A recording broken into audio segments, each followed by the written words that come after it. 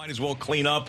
Little button down. Yeah, you look good. Little sweater over it. It's one of those Charles Tyrwhitt shirts, I think. It is a Charles Tyrwhitt shirt. Yeah, so you look absolutely. snazzy today. Well, thanks. I just didn't want to, look like a schlub in a situation like this. Look, you never look like a schlub. I don't know really what that means. I'm not really sure what that means. I can look like a schlub.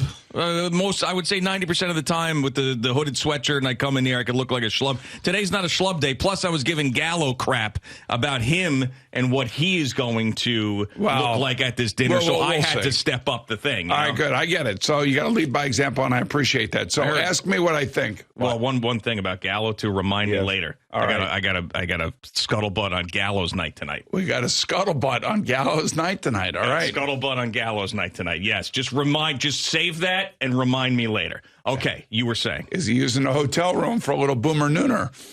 It might not be nooner. Right. It might be a little later, but you're on the right track. Well, hey, good for him. You're on the right track. Merry Christmas, Gallo, you little bridge troll. All right. So here's the thing. Yeah. You got to ask me, boom, how do you feel about Zach Wilson being, elevated to backup quarterback? Hey, Boomer, how do you feel about Zach Wilson being elevated to number 2? So on Tuesday, I did a Sports Minute. You probably didn't hear it because you don't pay attention to it. About 40% of the time. I basically said in that Sports Minute, number one, if Mike White is not healthy, I would elevate Zach Wilson to be the starter against the Detroit Lions. Okay. And then Joe Flacco would be Zach Wilson's backup. If Zach Wilson, if Mike White is healthy and he's able to go, but most likely not going to be able to make it through the game, I would have elevated Zach Wilson to the backup quarterback. And so this is what they're doing. I'm not doing it because I did a Sportsman. I'm not saying that. They're doing it, I think, the right way. And I think that this is exactly what they should do. And, Zach has been in mothballs now for 3 weeks. He's had a lot of tough love. He's had to deal with a lot of crap.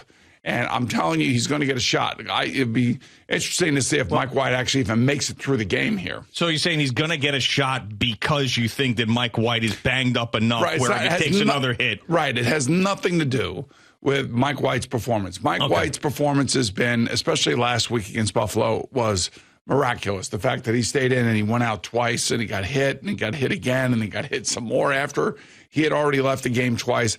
Hey, look, I admire that kid. I think that kid has got a future in the NFL, and he's going to make some really good money. How much money? I don't know, but I think he's going to make some really good money. But they still have a second overall draft pick that's sitting on this roster, and he is not inept. And I know a lot of people like to think that he's inept. He's not done yet, all right? He's just getting started. And I'd like to think that these 3 weeks on the sideline have been really, really difficult for him, and he's had to listen to everything. And you know how social media is. Social media is a sewer pit.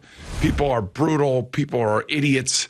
People just, go after players left and right. They got to deal with all that crap.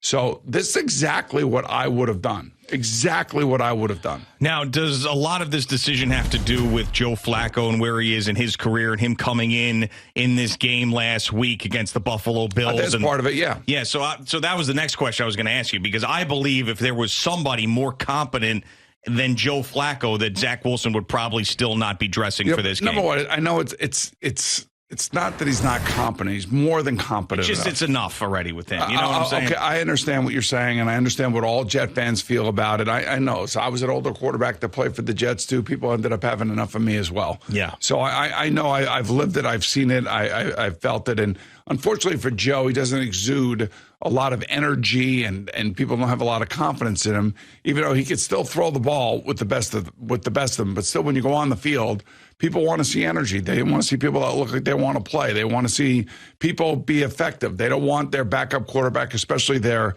veteran backup quarterback, who probably still sees himself as a starter, going out there and turning the ball over in a very tight game. They don't want to see that. Yeah. And nobody wants to hear, and I know this, believe me, playing and getting tackled and fumbling the ball and fumbling at the wrong time. I've been there. I've done that as well, too. So I understand the frustrations that the fans would have around Joe Flacco. But this I'm telling you, this is the right thing to do. Rob Salave's navigated these muddy waters for 3.5, 4 weeks now. And it hasn't been easy for the coach because he's got a really good team. And, everybody focuses on the quarterback position, and especially when you have a second overall draft pick that just hasn't figured it out yet. So I'm not saying that he's going to play this week. I don't know that. I have no idea. But I do know that if Mike White can't make it through the game, if Mike White is able to get up and play, because he didn't practice yesterday. We're sitting here how he's playing with his kids. Everything's fine. He's great. He's going to be good, but yet he couldn't practice yesterday. Well, he was getting treatment, they said, and not practicing, which is definitely a red flag. Well, I mean, you can get treatment. You can get there early in the morning, get treatment. You can get treatment right before practice, after lunch, and then go out and practice and then have treatment again. You can have as much treatment as you want, but if you can't practice, you can't play. This is the other thing. If he cannot fully practice today or tomorrow, I used to hate that. I used to hate missing practice and then showing up on Sunday trying to play. I think this is the right team to be doing this against, if in fact Zach is going to get on the field. And I hope Zach goes out there, if he does, and rips it up and regains his confidence and regains his place, what he believes probably is his place. I mean, I guess my concern would be, and I understand all the circumstances involved, and Flacco is Flacco, and Zach Wilson's doing everything he's supposed to do, and it's been 3 weeks, and Rob Saleh believes that this is the time. I agree with all that stuff, but I guess my concern would be this has been so delicate since they benched him. So everything's been very calculated. Like he's going to not dress. We're going to work on fundamentals. He's going to talk to the team.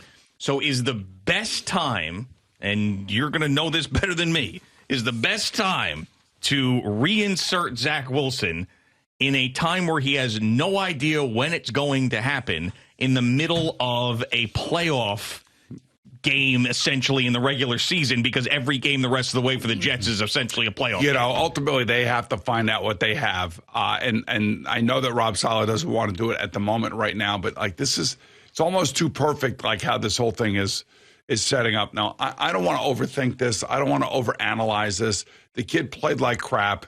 He had bad interceptions against New England. He had a bad game against New England the second time. In between there, he played okay against Buffalo. But the second New England game, enough was enough. The post-game press conference, the shrugging of the shoulders where it doesn't matter and all that other crap, the apologies to the defense and to the team in general. Look, being benched and then not even being activated for games, you don't realize how hard that is. It would be hard for me to handle. I'm sure it's hard for Joe Flacco to handle right now. Imagine a 22-year-old who thinks he is the man when he comes in here, and he's gotten a very, very strong cold dose of reality is how I would put it. So I don't want to overthink it. I don't want to look into all these decisions. I think Rob Saleh handled this about as well as you could possibly handle, the explosion of disappointment that is surrounding their second overall pick. Sure, but I'll ask you again, just out of my own curiosity, though. If you could set up the perfect situation to have the Zach Wilson re-entry into the NFL,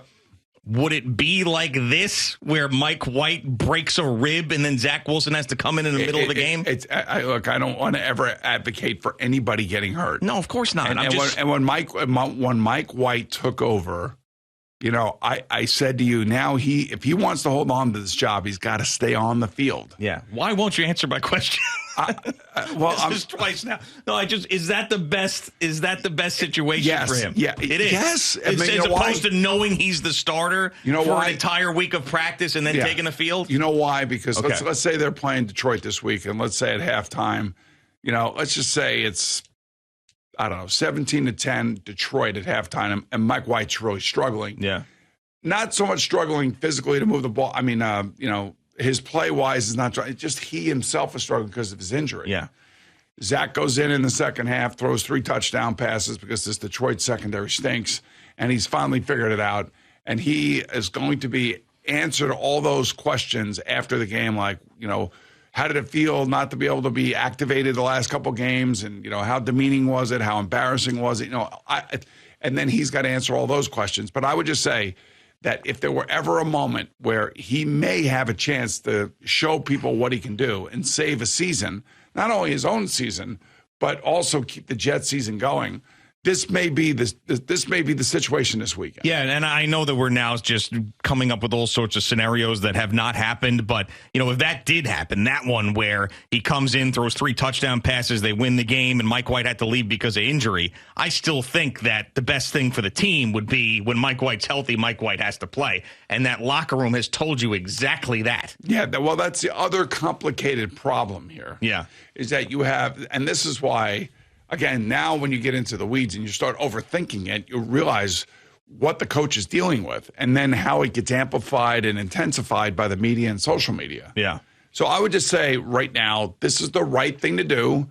Joe Flacco helped things along a little bit because of what happened last week in Buffalo.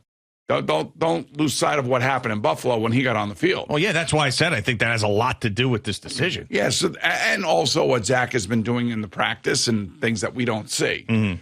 So he just may be called upon to go out there and save the Jets season. And if he does that, then God bless him, man. And then God bless the fact that they took him with the number 2 overall pick. I'm not advocating that he should be starting this week unless Mike White can't go. Yeah, and I think he's going to start the game. I just wonder after he takes that first hit or whatever. So just think about this. Yeah. After the game, he goes to the hospital. He's probably playing with some sort of numbing agent in his lower rib cage so he can finish the game. Wakes up the next morning, I'm playing with my kids and everything else. Then all of a sudden, Rob Sala's talking about, I think he's going to be fine. We fully expect him to play and everything. And then here we are Wednesday, he doesn't practice. No, not one of us, not anybody in the media, nobody thought that was even a possibility. Then nobody was talking about him not practicing. Sure. I mean, we thought that he was all good. Dude, when you got rib injuries like this, man, it hurts like a bitch, man. It hurts to sleep. It hurts to breathe. It hurts to throw. And I believe it's on his right side, so it's probably even worse because he's right-handed. So every time he lifts that arm up, that thing is either, piercing in pain or whatever. So I'm not saying that they can't navigate the pain or mitigate the pain, I should say. When the weekend gets here and going through the immediate aftermath of getting the injury itself, you're going to deal with what you're dealing with. I hope it's not any sort of internal organ issue, like a bruised kidney or something like that. Yeah. I mean, that's a possibility. There's all sorts of possibilities here, and they're not going to tell you exactly what it is.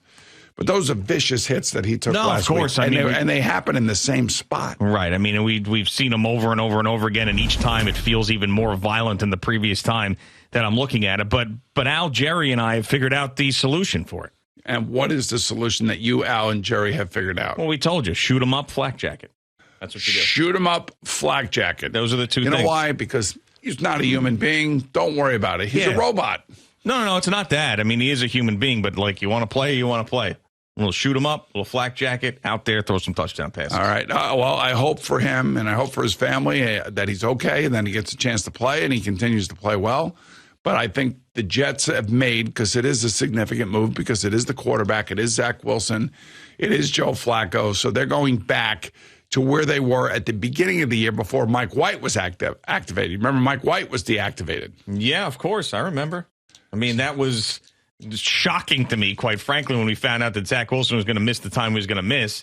That Mike White wasn't the starting quarterback at that point. They went with Flacco, and we talked about it. But, yeah, I mean, this is going to be fascinating. I mean, that is theater. You can't really write it any more crazy than what we could see if Mike White has to leave this game because of injury, and then here comes Zach Wilson 3 weeks from being, completely forgotten about. And the last 3 weeks he's spent in clothes and a Jets hoodie and standing on the sidelines. It's a long season, man, and that's why – even with, 5 weeks to go, you're thinking to yourself, all right, we're out of it, we're in it, we're out of it, we're in it. And all of a sudden you got teams like Carolina and Atlanta, teams like Seattle going the wrong way, teams like the Buccaneers going the wrong way, getting hurt at the wrong time. I mean, there's so many things that still can happen. Sure. And that's why I think that I feel like there's a chance that Zach's going to get on the field in some way, shape, or form this week.